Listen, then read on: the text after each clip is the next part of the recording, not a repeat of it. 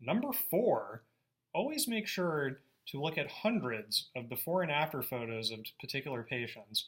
One thing that I recommend is that if you have a specific goal in mind of what sort of procedure you want to do and what your hairline wants to look like, ask to see photos of many different patients who had your type of hair loss and the sort of result that you're looking to do.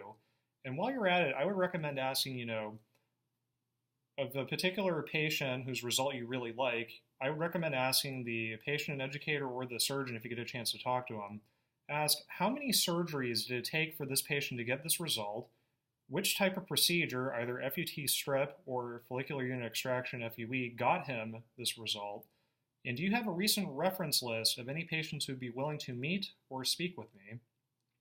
One common problem I see in the hair transplant industry is that a lot of different patient results will be used at another practice. What happens is that, a marketing company will either buy the rights to patient photos or just plagiarize and use them as their own.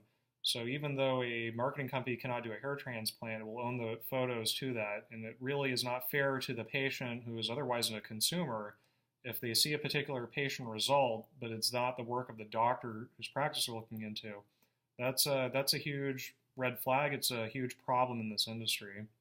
So always remember that, a lot of photos can be, a lot of before and after pictures can be photoshopped, and it's important to understand and know how many surgeries it took to get the before and the after of a particular result. In my case, at the filming of this video, I've had 2 FUT strip procedures.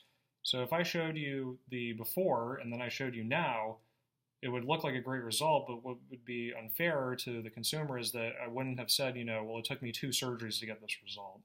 So yeah, with that said, let's move on to number 5.